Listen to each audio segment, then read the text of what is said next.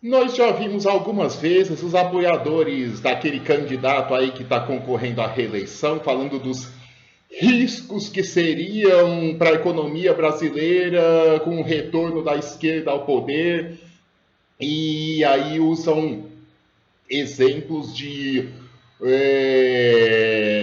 crises econômicas em outros países da América do Sul que tiveram governos de esquerda para falar como seria perigoso a esquerda retornar ao poder, falaria que teríamos crises parecidas.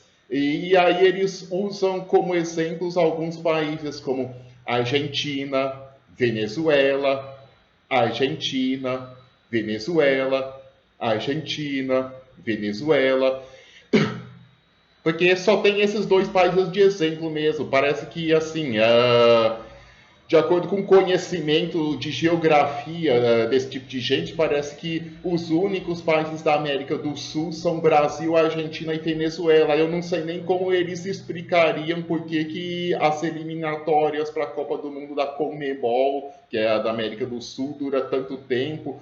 Como que vai ter 4 países da América do Sul nessa Copa do Mundo se a América do Sul só tem 3 países, Brasil, Argentina e Venezuela?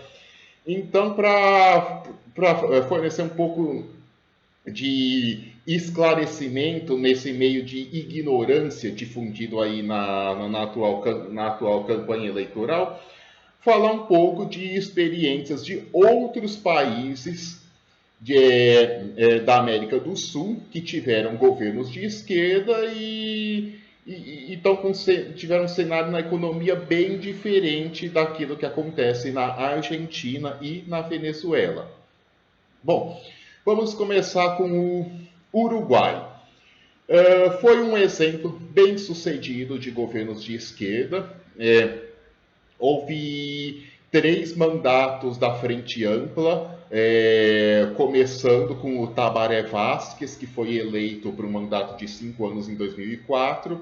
Aí houve o mandato do Tabaré Vázquez, depois o mandato do Mujica e depois outro mandato do Tabaré Vázquez. Ou seja, a Frente Ampla ficou 15 anos seguidos no poder no Uruguai. E nesse período, ou seja, foi entre 2005, quando o Tabaré Vázquez tomou posse, até começo de 2020, foi o fim do mandato do segundo mandato do Tabaré Vázquez. E aí, nesse período, o Uruguai teve um crescimento do PIB de 4,2% ao ano. O Uruguai foi uma ilha de estabilidade política e econômica na América Latina nesse período. A pobreza no Uruguai reduziu de 40% quando a Frente Ampla assumiu o poder para menos de 10% quando deixou o poder. Deixei até um artigo com um link na descrição do vídeo. E aí o ciclo da Frente Ampla no Uruguai terminou quando o candidato de direita, o Lacalle-Pou, venceu por uma diferença muito mínima. E é normal que mesmo um partido, mesmo quando o partido é bem sucedido no governo, quando fica muito tempo, acaba tendo um desgaste e natural que acabe o outro partido sendo eleito. Assim, exemplos de partidos que ficam muito tempo no poder sendo eleitos são poucos, só por exemplo, o Partido Social Democrata da Suécia, 1932 até 1976, mas esse é raro. Mas assim, mesmo com o desgaste natural do poder, depois de 15 anos, com crescimento, redução da pobreza, ainda o candidato da Frente Ampla em 2019 perdeu por uma margem mínima. Falar um pouco do exemplo do Chile. Bom, o Chile, depois que terminou a ditadura militar neoliberal do Pinochet, foi governado por muito tempo pela chamada concertação, que foi uma aliança entre o Partido Democrata Cristão, de centro-direita, e o Partido Socialista, de centro-esquerda. Aí, nos anos 90, o Chile, os governos foram do Partido Democrata Cristão, foi o Patrício Alvim e o Eduardo Frei. E aí, nos anos 2000, os governos foram do Partido Socialista de centro-esquerda. Primeiro foi o Ricardo Lagos, depois a Bachelet. E aí, nesse período, nos anos 2000, na era dos governos do Ricardo Lagos e da Bachelet, o PIB do Chile cresceu 4,2% ao ano. Foi também um período de estabilidade política e econômica. Durante todo esse período da concertação, houve uma queda substancial da pobreza no Chile, mas aí depois a direita voltou ao poder com Piñera, foi eleito em 2010, aí o Piñera ficou 4 anos, aí depois voltou a Bachelet, ficou 4 anos, depois voltou o Piñera. Aí, tanto em revolta às medidas do governo direitista como do Piñera, e quanto ao fato dos governos, mesmo do Partido Socialista, embora tenham produzido crescimento e estabilidade, muita gente queria transformações mais profundas em relação ao modelo econômico criado no tempo do Pinochet. E aí foram para as ruas, houve aqueles grandes protestos em 2019. Aí dentro desse movimento surgiu foi eleito um novo presidente de esquerda, que é o Boric, que é 2 anos mais novo que eu. E assim, o governo dele está muito no início, não dá para avaliar ainda se está sendo bem sucedido ou não está. Mas assim, antes até havia expectativa de que fosse um governo até mais esquerdista, e agora parece que o governo Boric vai ser não muito diferente do que foram os governos do Partido Socialista, do Ricardo Lagos e da Michelle Bachelet. Mas como eu disse, tá? Ainda teve poucos meses do governo, mas o fato é, o Partido Socialista já governou o Chile e houve, além de estabilidade política e econômica, razoáveis taxas de crescimento do PIB. Outro exemplo de governos, aí algumas pessoas podem falar, mas você está falando só do Uruguai, do Chile, que são governos de esquerda que nem foram tão de esquerda assim. Bom, mas vamos falar de um país que teve um governo mais esquerdista ainda, que foi a Bolívia do Evo Morales, que foi eleito em 2006. Aí, durante todo o período de governo do Evo Morales, houve uma taxa de crescimento do PIB na Bolívia de 4,3% ao ano, que foi uma das maiores da América do Sul no período. E aí, período do Morales terminou quando ele foi deposto por um golpe de Estado em 2019, mas aí parece que a aprovação popular do governo dele foi tão grande que aí quando teve novamente eleição para presidente em 2021, o Arce, que é um aliado dele, foi eleito. Outro exemplo, o Equador, o presidente Rafael Correa, eleito em 2006. E aí, durante o tempo que o Correa governou o Equador teve uma taxa de crescimento anual de 3% ao ano, e ele ainda conseguiu eleger um sucessor dele, um aliado, que foi o Lenin Moreno, mas ele, apesar desse nome, ele acabou virando casaca e indo para a direita, depois apoiou esse candidato direitista, o Lasso, que venceu a eleição presidencial no ano passado. Outro exemplo, o Peru, que teve um governo esquerdista moderado, que foi o Alan Garcia, eleito em 2006. E aí depois teve um governo um pouco mais ainda à esquerda, que foi o Ollanta Humala, eleito em 2011. Aí, nesses 10 anos, somados o governo do Garcia e do Humala, o Peru teve... o Peru cresceu, alerta de trocadilhos, foi uma taxa de 5% ao ano. Só que aí acabou, em 2016, o Peru acabou elegendo um presidente de direita, que foi o PPK, que tem uma sigla engraçada, mas vai ser presidente do Peru. Mas de qualquer forma, antes disso, teve 10 anos de governos de esquerda, com uma boa taxa de crescimento do PIB. E aí depois, novamente, em 2021, um esquerdista foi eleito presidente do Peru, o Castilho. Ainda está muito no começo para podermos avaliar, mas está tendo uma crise política lá no Peru, porque o Castilho, apesar de ter sido eleito por um partido de esquerda, o Peru Libre, ele decidiu governar mais para o centro e aí o restante do partido não concordou, aí por isso está tendo um pouco mais de crise lá. Bom, agora mesmo falar um pouco mesmo dos dois países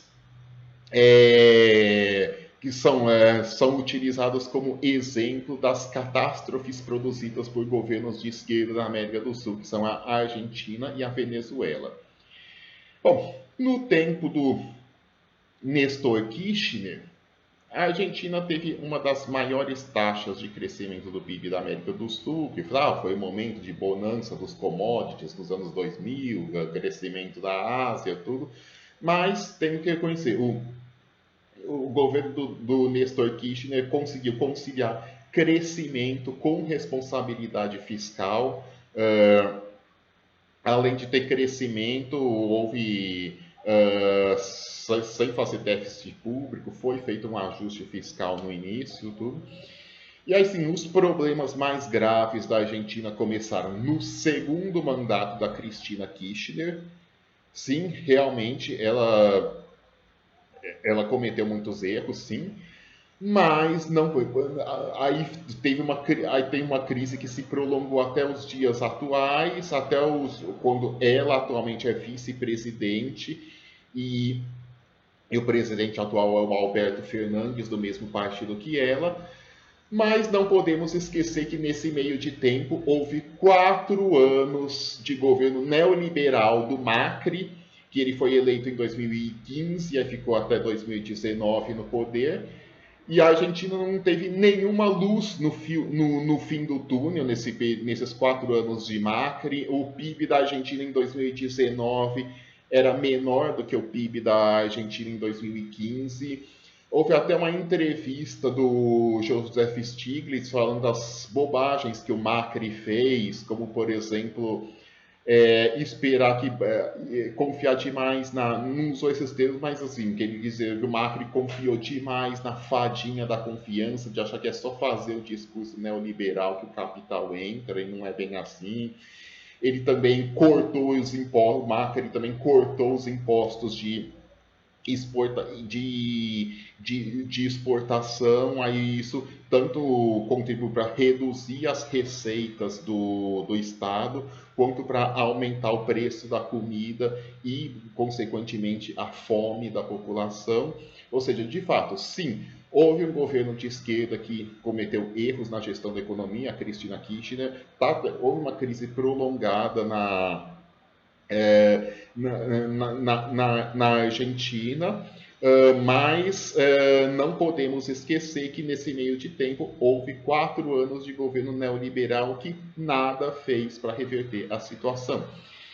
E ainda assim, muitas vezes muitos brasileiros sempre dão risadinha quando falam da economia da Argentina, falam sempre que sempre usam a Argentina como exemplo de fiasco econômico, não importando se o governo é de esquerda ou de direita, mas fato é que a Argentina, além de continuar tendo indicadores sociais melhores que o do Brasil, como maior escolaridade da população, maior expectativa de vida, menor taxa de mortalidade infantil, menor número de assassinatos por 100 mil pessoas, a Argentina continua tendo PIB per capita maior do que o do Brasil e não está ocorrendo a convergência. E aí, por fim, falar um pouco da Venezuela. Não há dúvidas de que realmente sim, o Chaves e o Maduro fizeram algumas bobagens aí na condução da economia, mas não podemos esquecer que parte dos problemas da Venezuela ocorrem por causa de um violento embargo econômico que a Venezuela está sofrendo, e agora que o Joe Biden quis aliviar um pouco para a Venezuela, porque o foco dele agora é a oposição à Rússia. A economia da Venezuela começou a respirar por aparelhos em 2022, está começando a dar uns sinais de recuperação, mas é óbvio que ainda está tendo uma grave crise. Mas assim, de qualquer forma, é, muita gente da campanha do atual presidente que concorre à eleição usa um fantasma dos supostos fracassos de outros governos de esquerda da América do Sul, mas eles conseguem apontar apenas dois exemplos, Argentina e Venezuela, porque eles não têm outros exemplos para apontar.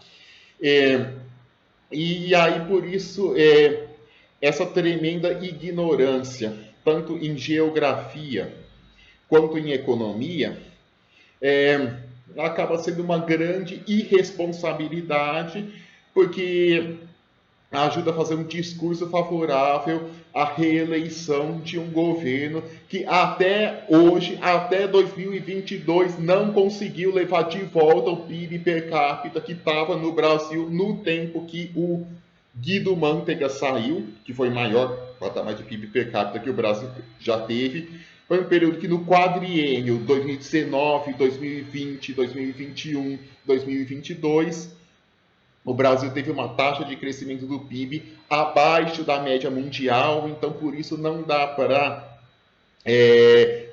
falar que a culpa do mau desempenho da economia brasileira no governo atual é a pandemia e a guerra entre a Rússia e a Ucrânia, porque esses dois acontecimentos afetam o mundo inteiro e o Brasil teve crescimento do PIB abaixo da média mundial. E além disso, claro, seria esse discurso aí de que a esquerda é perigosa para a economia, além de ser favorável a um governo que teve esses resultados catastróficos na economia, como eu já falei, ainda tem toda essa hostilidade à ciência, às universidades, e que se viu e que os resultados foram tanto na pandemia, o Brasil ter tido Brasil com 3% da população mundial ter tido 12% dos óbitos do mundo por Covid, e também ter esse desprezo pela ciência civil e pela retomada do forte aumento do desmatamento na floresta amazônica. Então, esse discurso aí de que a esquerda arruinou a economia da América do Sul, imaginando que a América do Sul só tem três países, Brasil, Argentina e Venezuela, além de ser uma grande ignorância, é uma grande irresponsabilidade por ser favorável a continuar toda essa tragédia que a gente está vendo aí. E só lembrando que nos 8 anos de governo Lula, o Brasil teve uma taxa de crescimento do PIB de 4% ao ano entre 2003 e 2010, perto da média mundial, e nesse período ainda o Brasil houve redução da relação dívida pública PIB de 50% para 40%, mostrando que, além de crescimento e redução da pobreza, houve responsabilidade fiscal no governo Lula. Espero ter ajudado a melhorar esse debate sobre economia dos países da América do Sul. Quem gostou do vídeo, eu gostaria que desse um like e ajudasse a divulgar.